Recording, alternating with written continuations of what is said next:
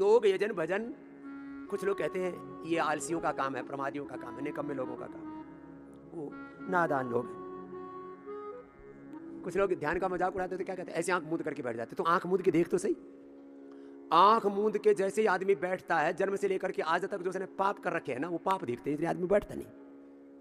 आदमी जैसे बैठेगा, पापी, तूने कितने पाप कर रखे। आंख मूंद करके बैठने की दिक्कतें सुनो।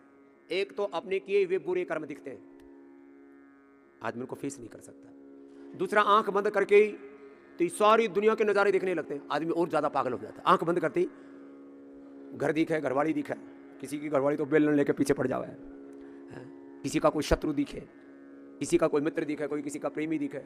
दो ही चीज दिखते हैं, जिनमें राग और जिनमें द्वेष है। कोई माँ बहन बेटी दिखती है, बैठती है, तो उसको भी सबसे बड़ा संकट पहले ही दिखता है, घर का हो बाहर का हो गया। तो स्मृतियां नहीं आंख बंद करने देती, अपने पाप आंख बंद नहीं करने देते। और क्या दिखता है, और ज्यादा कोई फिर कोशिश करे कि रुक जाए तो नींद आ जाती है, फिर कुछ नहीं दिखाए, या तो अंधेरा ही अंधेरा, या तो चानना ही चानना, मामला गड़बड़ है। इसलिए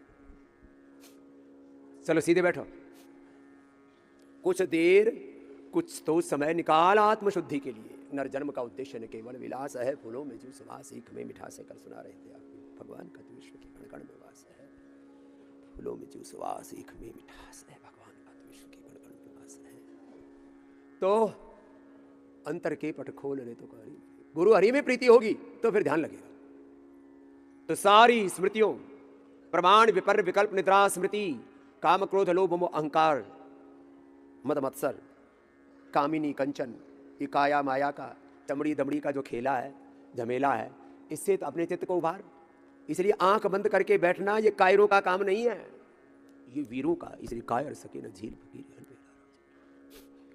तो थोड़ी देर आंख बंद करके और भजन के साथ भगवान की स्तुति प्रार्थना उपासना करो, अपने चित्त को भगवान की ओर मोड़ो। इसलिए भगवान की भजन पर आते हैं।